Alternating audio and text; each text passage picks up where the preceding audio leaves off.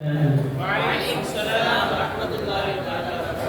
نحمده ونصلي على رسوله الكريم أما بعد فقد قال الله تعالى في كلامه التنزيل قال أعوذ بالله من الشيطان الرجيم بفضل بسم الله الرحمن الرحيم والذين إذا أنفقوا لم يسرفوا ولم يقتروا وكان بين ذلك قواما صدق الله العظيم. وقال نبينا صلى الله عليه وسلم إن أعظم النكاح بركة أيسرها مغنى صدق النبي الكريم. புகழ்ச்சியும் இறைவனாகிய அல்லாஹ் ஒருவனுக்கே உரித்தாகட்டுமாக. ஸலாத் என்னும் கருணையும் சலாமையும் ஈரேற்றமும் நமது கண்மணி நாயகம் முஹம்மதே முஸ்தபா ரசூலுல்லாஹி ஸல்லல்லாஹு அலைஹி வஸல்லம் அவர்கள் மீதும் அவர்களை அப்படியே பின்பற்றி வாழ்ந்த உத்தம சத்திய சஹாபாக்கள், தாபியீன்கள், தபஅ தாபியீன்கள், நாதாக்கள், சுஹதாக்கள், அவுலியாக்கள், குறிப்பாக இங்கே கூடி அமர்ந்து இருக்கக்கூடிய நம் அனைவர் மீதும் என்றென்றும் நீண்ட நிலவரமாக ஆமீன். அல்லாஹ்வின் நல்லடியார்களே, இந்த உலகத்திலே திருமணம் என்பது ஒவ்வொரு மனிதருக்கும் மிக ஒரு முக்கியமான ஒரு தருணம், மிக முக்கியமான ஒரு விஷயம்.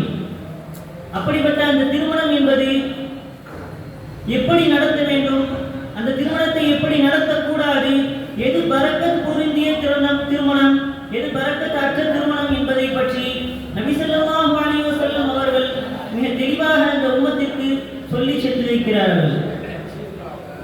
இந்த உம்மத்தை பற்றி அல்லாஹ் தஆலா தன் திருவசனத்திலே சொல்லும்போது சொல்கிறான், உம்மதம் வஸ்தா, இது ஒரு நடுநிலைமையான ஒரு உம்மத், சமநிலைமையான ஒரு உம்மத். அப்படி என்றால் நாம் எல்லா விஷயத்திலேயும் நடுநிலைமையாக இருக்க வேண்டும். அதிலும் குறிப்பாக நாம் செலவு செய்யக்கூடிய விஷயத்திலே நடுநிலைமையாக இருக்க வேண்டும்.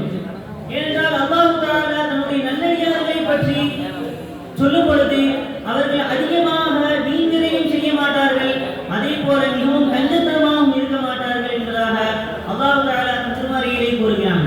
வல்லதீன இதா அன்ஃபகு வலம் யுஸ்ரிஃபு வலம் யக்துரு வகான பைன ذلك கவாமா. அவர்கள் செலவு செய்வார்கள், ஆனால் வரம்பு மீறி செலவு செய்ய மாட்டார்கள், அதே போல மிகவும் கஞ்சத்தனமாகவும் இருக்க மாட்டார்கள் என்பதாக அல்லாஹ் தஆலா தன்னுடைய நல்லடியார்களை பற்றி இப்படியாக சொல்கிறான். ஏனென்றால் வரம்பு மீறி செலவு செய்யக்கூடியவர்கள் அவர்கள் ஷைத்தானுடைய சகோதரர்கள் ஆவார்கள் என்பதை பற்றி அல்லாஹ் தஆலா திருமறையிலே கூறுகிறான். வலா துபத்திரு தபதீரா இன்னல் முபத்திரீன கானு இஹ்வான ஷயாத்தீன். வரம்பு மீறி செலவு செய்ய வேண்டாம், அப்படி வரம்பு மீறி செலவு செய்யக்கூடியவர்கள் ஷைத்தானுடைய சகோதரர்கள் என்பதாக அல்லாஹ் தஆலா திருமறையிலே கூறுகிறான். மறுமையுடைய அந்த கேள்வி கணக்கிலே ஒரு மனிதன் கண்டிப்பாக அதற்கு பதில் சொல்லியே ஆக வேண்டும், அந்த கேள்வியை விட்டும் தப்பிக்கவே முடியாது என்பதாக நாயகம் ஸல்லல்லாஹு அலைஹி வஸல்லம் அவர்கள் சொல்லும்போது சொன்னார்கள், மின் ஐன இக்தஸபல் மால், ஒரு மனிதன் தன்னுடைய பொருளாதாரத்தை எப்படி அவன் சம்பாதித்தான், வஃபீமா அன்ஃபகஹு, அவன் எதிலே செலவு செய்தான் என்ற இந்த இரண்டு கேள்விக்கு ஒரு மனிதன் பதில் சொல்லாமல் அவன் மறுமையுடைய கேள்வியை விட்டும் கடக்க முடியாது, சொர்க்கத்திலே நுழைய முடியாது என்பதாக நாயகம் ஸல்லல்லாஹு அலைஹி வஸல்லம் அவர்கள் சொன்னார்கள். அப்படி என்றால் நம்முடைய செலவிலே, நம்முடைய பொருளாதாரத்திலே நாம் செய்யக்கூடிய அந்த செலவினம் என்பது அது வரம்பு மீறி செல்லக்கூடாது. இஸ்லாத்திலே திருமணம் என்பது ஒரு 4 விஷயத்திலே உள்ளடங்கிவிடும். முதலிலே ஒரு மணமகன் கொடுக்கக்கூடிய அந்த மகர் தொகை அவனுக்கு எவ்வளவு முடிகிறதோ அவனால் எவ்வளவு முடியுமோ அப்படி அவன் கொடுக்கக்கூடிய அந்த மகர் தொகை. இரண்டாவது ஈஜாப், ஒரு மணமகளின் சார்பாக பெண் வீட்டார் மூலமாக நான் உங்களுக்கு இந்த பெண்ணை திருமணம் செய்து வைக்கிறேன் என்று சொல்லக்கூடிய அந்த ஈஜாப். மூன்றாவது ஒரு மணமகன் சொல்லக்கூடிய கபூல். நான்காவது அவன் கொடுக்கக்கூடிய அந்த வலிமா. இந்த 4 தான் ஒரு இஸ்லாமின் திருமணத்தின் முக்கிய அம்சங்களாக இருக்கக்கூடியது. ஆனால் இன்று அந்த திருமணங்களிலே இந்த 4 40ஆக மாறி 400ஆக மாறி 4000ஆக பரவி இருக்கிறது இந்த சமுதாயத்திலே மத்தியிலே. நபி ஸல்லல்லாஹு அலைஹி வஸல்லம் அவர்கள் சொன்னார்கள், ஆயிஷா ரலியல்லாஹு தஆலா அவர்கள் அறிவிக்கிறார்கள், திருமணத்திலேயே மிக பரக்கத்து பொருந்திய திருமணம் என்னவென்றால் அது செலவீனம் குறைவாக செய்யப்படக்கூடிய அந்த திருமணம் தான் திருமணத்திலே ஆக பரக்கத் சிறந்த திருமணம் என்பதாக நாயகம் ஸல்லல்லாஹு அலைஹி வஸல்லம் அவர்கள் சொல்கிறார்கள். இன்ன அஅதம நிகாஹி பரக்கத்தன் ஐஸருஹா முன்னா. திருமணத்திலேயே ஆக பரக்கத்து, மிகவும் பரக்கத் பொருந்திய ஒரு திருமணம் என்னவென்றால் செலவீனம் மிகவும் குறைவாக செய்யக்கூடிய அந்த திருமணம் தான் என்பதாக நாயகம் ஸல்லல்லாஹு அலைஹி வஸல்லம் அவர்கள் சொல்கிறார்கள். நபி ஸல்லல்லாஹு அலைஹி வஸல்லம் அவருடைய காலத்திலே சஹாபாக்கள் அப்படித்தான் திருமணம் செய்தார்கள். தன்னுடைய வாழ்க்கையிலே மிக எளிமையாக திருமணம் செய்து கொண்டார்கள். அப்துர் ரஹ்மான் இப்னு அவுஃப் ரலியல்லாஹு தஆலா அன்ஹு மதீனாவிலே மிகப்பெரிய ஒரு வியாபாரி. எப்படி அவர்கள் என்றால், இந்த ரஹ்மானுடைய பூமியிலே மிகப்பெரிய ஒரு வியாபாரி யார் என்றால் அப்துர் ரஹ்மான் இப்னு அவுஃப் என்று மக்கள் சொல்லக்கூடியவர்களுக்கு அவ்வளவு பெரிய பொருளாதாரத்திற்கு சொந்தக்காரர்கள். ஆனால் அவர்களுடைய திருமணம் எப்படி நடந்தது என்று தெரியுமா? பள்ளிவாசலை தொழுவதற்காக செல்கிறார்கள். அப்பொழுது மணமகனுடைய ஆடையிலே காணப்படக்கூடிய அந்த மஞ்சள் நிறம், அதனுடைய அசல் அவருடைய சட்டையிலே பார்த்தபோது நாயகம் ஸல்லல்லாஹு அலைஹி வஸல்லம் அவர்கள் கேட்டார்கள், அப்துர் ரஹ்மான் இப்னு அவுஃப் உங்களுக்கு திருமணம் ஆகிவிட்டதா என்று கேட்டபொழுது அப்துர் ரஹ்மான் இப்னு அவுஃப் ரலியல்லாஹு தஆலா அவர்கள் சொன்னார்கள், ஆமாம் யா ரசூலல்லாஹ், எனக்கு திருமணம் முடிந்து விட்டது என்று சொல்லும் பொழுது நபி ஸல்லல்லாஹு அலைஹி வஸல்லம், என்னப்பா நான் மதீனால தான் இருக்கேன், நான் ஒரு ரசூலா இருக்கேன், என்ன கூப்பிடாம இப்படி திருமணம் செஞ்சுட்டியா? அப்படி சொல்லல. அவங்க சொன்னாங்க, அப்படியா, நீ மகத்துவம் என்னப்பா கொடுத்த?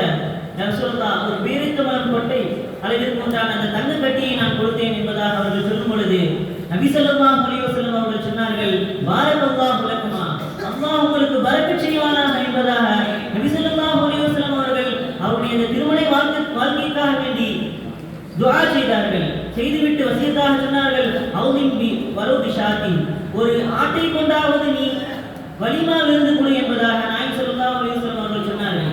அப்படி என்றால் ஒரு மிகப்பெரிய சஹாபி, ரசூல் ஸல்லல்லாஹு அலைஹி வஸல்லம் அவர்களுக்கு மிகவும் நெருக்கமான ஒரு சஹாபி, அஷரத்துல் முபஷ்ஷராவிலே கட்டுப்பட்ட ஒரு சஹாபி, அப்படிப்பட்ட ஒரு சஹாபியுடைய திருமணம் என்பது மிக எளிமையாகவும் ரசூல் ஸல்லல்லாஹு அலைஹி வஸல்லம் அவர்களுக்கே தெரியாத அளவுக்கு அவருடைய திருமணத்தை மிக எளிமையாக நடத்தினார்கள். ஆனால் இன்று நடக்கக்கூடிய திருமணங்கள் என்பது மிகவும் ஆடம்பரமாக, அனாச்சாரமாக, அவன் தன்னுடைய பத்திரிகையில் இருந்து, மண்டபத்தில் இருந்து, அவன் உடுத்தக்கூடிய ஆடையிலிருந்து எல்லாவற்றிலும் அவன் ஆடம்பரம், அனாச்சாரமாக இந்த திருமணங்கள் நடைபெறுகிறது. இன்று இந்தியாவிலே ஒரு மாத காலம் ஊடகங்களை ஆக்கிரமித்துக் கொண்டிருக்கக்கூடிய ஒரு செய்தி என்னவென்றால், ஒரு திருமணம் 50,000 கோடிகளை கொடுத்து செலவழித்து திருமணம் செய்தார்களாம் என்று இந்த ஊடகங்கள் முழுவதும் மிக வைரலாக பேசிக் கொண்டிருக்கக்கூடிய ஒரு திருமணத்தை பற்றி பேசிக் கொண்டிருக்கிறது.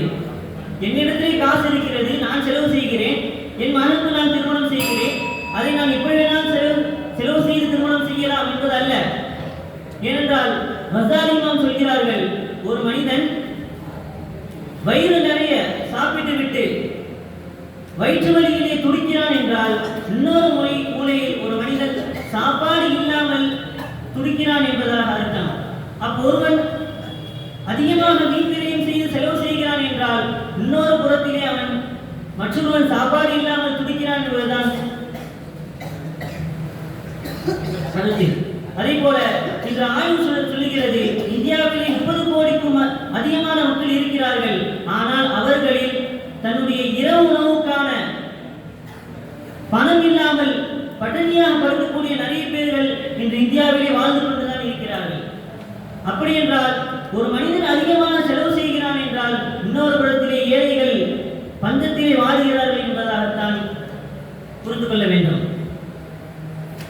அது மட்டுமல்ல, நபி ஸல்லல்லாஹு அலைஹி வஸல்லம் அவர்கள் இன்னும் சொன்னார்கள், உணவிலேயே மிக கெட்ட உணவு எது என்றால், ஒரு திருமண விழாவிலே பணக்காரர்கள் எல்லாம் அழைக்கப்பட்டு ஏழைகள் எல்லாம் விடப்பட்டு அழைப்பு கொடுக்கப்பட்ட அந்த திருமணத்திலே கொடுக்கப்படுகின்ற அந்த உணவுதான் மிக உணவுகளிலே கெட்ட உணவு என்பதாக நாயகம் ஸல்லல்லாஹு அலைஹி வஸல்லம் அவர்கள் சொன்னார்கள்.